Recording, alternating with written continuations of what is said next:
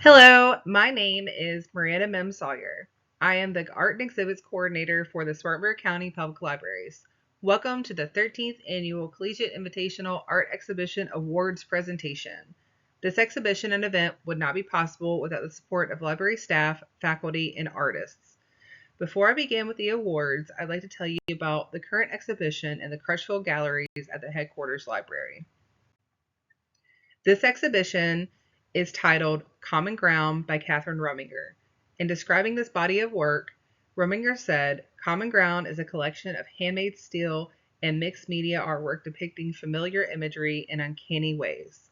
Objects such as a clock, a compass, a pillow, and a teacup are surrealistically configured, forming metaphors about interpersonal relationships and day-to-day life.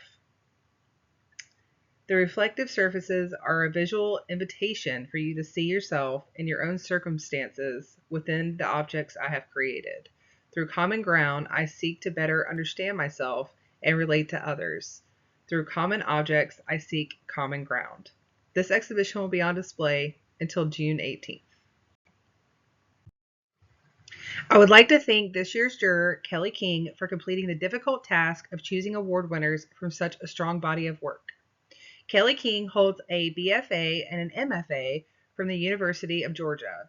In her own studio practice, she makes both sculptural ceramics and functional pottery. Her hand-built ceramics fuse painting, art history, and narrative with a sculptural sensibility. Thematically, her work deals with the human impulse to arrange and organize the natural landscape and domestic spaces. King has taught in the college and community setting for over 20 years and has led numerous workshops. Her sculpture and functional pottery have been featured in several art publications, including a feature article in the cover photo in Ceramics Monthly. Originally from Georgia, she joined the faculty of the Fine Arts Center in Greenville in 2013. She holds a studio in Greenville that she shares with her husband and 2 children. When describing the exhibition, King said, "It is truly a delight to jury the Spartanburg County Public Library's 13th Annual Collegiate Invitational Art Exhibition.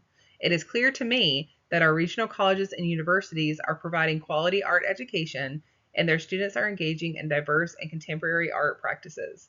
I notice that within each school, there is an impressive variety of styles and approaches to art making, which is a complement to the participating college programs." The first honorable mention award goes to Catherine Garcia Morin for Untitled. The second honorable mention goes to Chelsea Hodge for Senior Year. The third honorable mention goes to M. Martinez Toxel for Snake-like. The final honorable mention award goes to Julie Robson for Aisle 1. The next award is the Merit Award. The first one goes to Irma Watley for Baggage. The second one goes to James Andrew Zolano Jr. for Burden of Choice. And the final merit award goes to Alexia Sims for Wedlock. The next award is sponsored by our friends of the library. This one was still chosen by the juror. This one goes to Lauren Lieberman for American Sign Museum.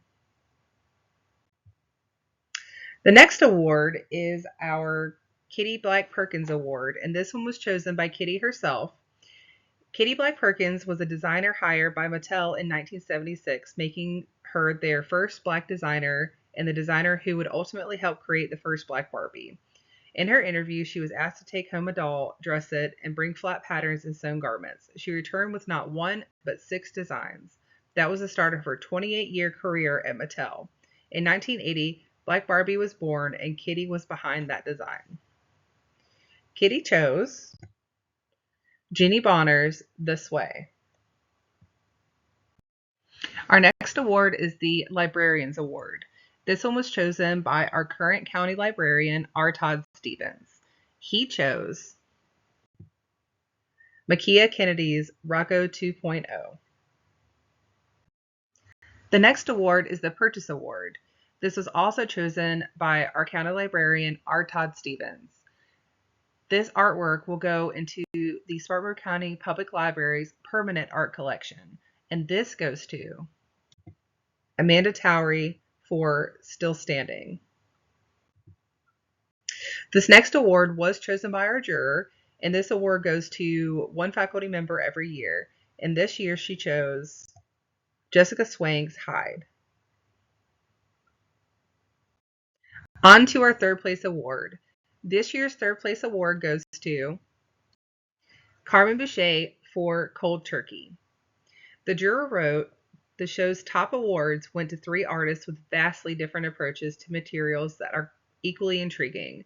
When examining Carmen Boucher's painting, Cold Turkey, one is reminded of stained glass window in both the ambitious scale and the jewel-like quality. Moments of pure color emerge from a jagged, neutral ground and vibrate on the surface of the abstract painting. The artist's paint application ranges from opaque to semi-translucent and is reminiscent of Helen Frankenthaler's soap stain technique. Like the abstract expressionist work, Boucher's painting evokes an immediacy and energy that draws the viewer in. Our second place award goes to Lillian Wickissier for Stick in the Pond. The juror wrote that this skillfully executed watercolor plays homage to a serene rural landscape.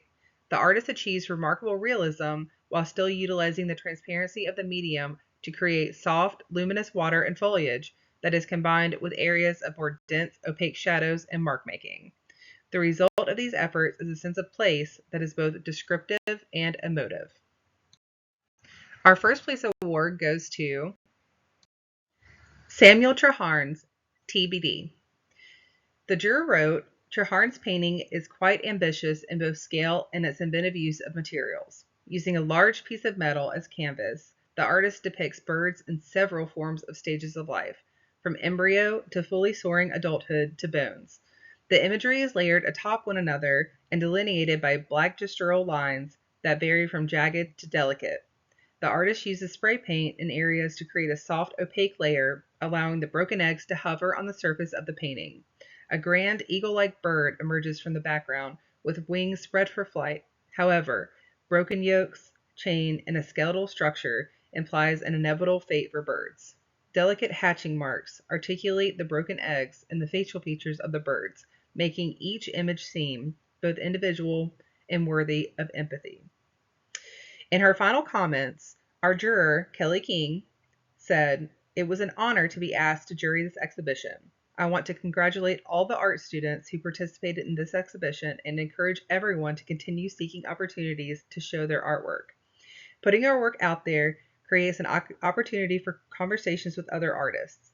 These new connections could facilitate future colleagues, projects, and collaborators. I am excited to see what the future holds for these bright young artists.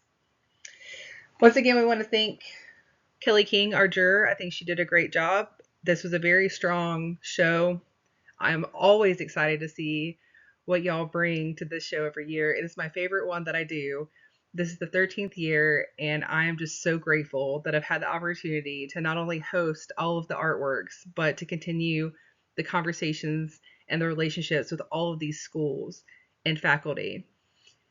I know things can seem